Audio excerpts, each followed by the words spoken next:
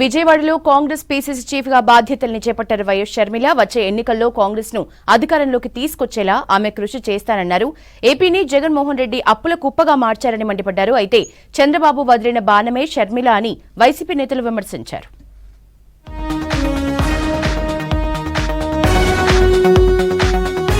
ఆంధ్రప్రదేశ్ ను సీఎం జగన్ రెడ్డి 3 లక్షల కోట్ల అప్పుల ఊబీలోకి నెట్టారని విమర్శించారు AP Congress chief YS Sharmila.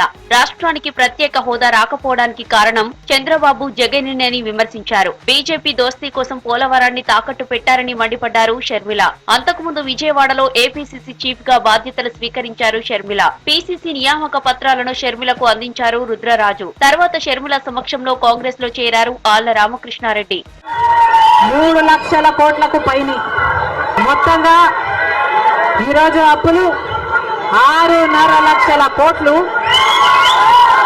రాష్ట్రానికి చెందిన అప్పులు, కార్పొరేషన్లకు చెందిన లోన్లు చెల్లించాల్సినవన్నీ కలుపుకుంటే 10 లక్షల కోట్ల అప్పుల భారం ఆంధ్ర రాష్ట్రం మీద ఉంది.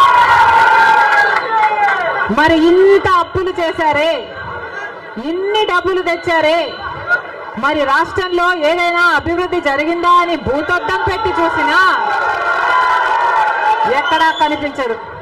ఏపీలో 175 అసెంబ్లీ స్థానాలు, 25 ఎంపీ స్థానాల్లో కాంగ్రెస్ పోటీ చేస్తుందన్నారు షర్మిల. ఈ నెల 23 నుంచి అన్ని జిల్లాల్లో పర్యటిస్తానన్నారు. 9 రోజులు రోజుకి 3 జిల్లాల్లో పార్టీలో చేరికలు ఉంటాయని చెప్పారు. 24 నుంచి పోటీ చేసే అభ్యర్థుల నుంచి అప్లికేషన్లు తీసుకుంటామన్నారు. రాజశేఖర రెడ్డి గారి ఆశయాల కోసం నిలబడదాం, బీజేపీ పార్టీ కోసం కాదు. బీజేపీ పార్టీకి తొత్తుల్లాగా పనిచేసే పార్టీల కోసం కాదు. మళ్ళీ చెప్తున్నాం, రాజశేఖర రెడ్డి గారిని అభిమానించే నాయకులైనా ప్రజలైనా రండి, రాజశేఖర రెడ్డి బిడ్డతో చేతులు కలపండి. కాంగ్రెస్ ను చూసి వైసీపీ ప్రభుత్వం భయపడుతోందన్నారు వైఎస్ షర్మిల.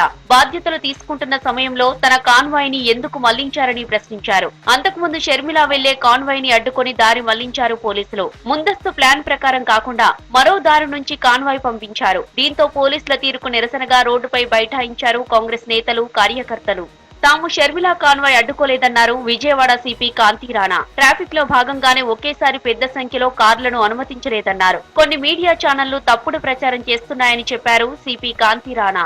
ఉద్దేశంతో ఎప్పుడు కూడా మనం వెహికల్స్ ని ఆపి ఏదైనా పెద్ద కాన్వాయ్ లాగా వస్తుంటే, వందల సంఖ్యలో వెహికల్స్ వస్తుంటే మనము కొద్దిగా స్లో డౌన్ చేసుకుని మనం ముందు పంపిస్తుంటాం. సో అదే పద్ధతిలో భాగంగా, ఆ రొటీన్ పద్ధతిలో భాగంగానే బ్యాక్ ఉన్న వెహికల్స్ ని కొన్నింటిని ఆపి స్లో డౌన్ చేయడం జరిగింది. కానీ దానికి వేరే ఎటువంటి ఉద్దేశాలు కానీ లేకపోతే ఆలోచనలు కానీ లేవు. దయచేసి అందరూ కూడా ఇది గమనించాల్సిందిగా ప్రార్థన. కాంగ్రెస్ లో చేరగానే షర్మిల భాష, యాస మారిందని విమర్శించారు ఏపీ ప్రభుత్వ సలహాదారు సజ్జల రామకృష్ణారెడ్డి. తెలంగాణలో షర్మిల ఏం చేశారని, ఇప్పుడు ఏపీకి ఎందుకు వచ్చారని ప్రశ్నించారు. చంద్రబాబును సీఎం చేయడమే షర్మిల లక్ష్యంగా ఉందని ఆరోపించారు. చంద్రబాబు కుట్రల్లో షర్మిల ఒక అస్త్రంలా మారిందన్నారు సజ్జల. మరి ఆ పార్టీ తరఫున వచ్చి రాహుల్ గాంధీ గారిని ప్రధాని చేయాలనే లక్ష్యంతో ఆ పార్టీకి వచ్చి ఇక్కడొచ్చి ఆమె చేయగలిగింది. చేయడానికి అవకాశం ఉండేది తెలంగాణలో ఉంది. ఎందుకంటే మొన్నటి ఎన్నికల్లో 63 సీట్లే వాళ్ళకి వచ్చింది. అత్యవసర దీంతో బయట ఉన్నారు. రాజశేఖర రెడ్డి గారికి అక్కడ కూడా బాగా పేరు ఉంది. ఆ రాజశేఖర రెడ్డి గారి పేరు కాంగ్రెస్ నాయకులు కూడా అక్కడ యథేచ్ఛగా వాడుకున్నారు మన ఎన్నికల్లో.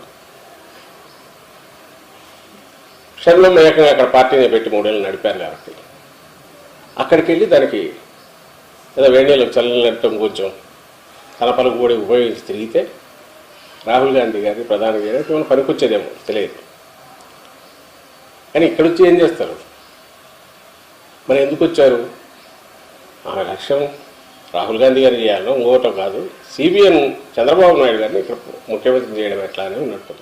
చంద్రబాబు కుట్రల్లో షర్మిల భాగస్వామ్యం అయ్యారని విమర్శించారు మాజీ మంత్రి అనిల్ కుమార్ యాదవ్. వైఎస్ఆర్ చిరకాల శత్రువైన చంద్రబాబు కోసం పనిచేయడం కరెక్టేనా అని ప్రశ్నించారు. వైఎస్ఆర్ కాంగ్రెస్ పార్టీ ఓటు చీల్చి ఎవరికి లబ్ధి చేయాలని అనుకుంటున్నారని నిలదీశారు. అధికారాలు వస్తాయి పోతాయి, కానీ చరిత్రలో తప్పులు చేస్తే మచ్చలు మిగిలిపోతాయన్నారు అనిల్ కుమార్.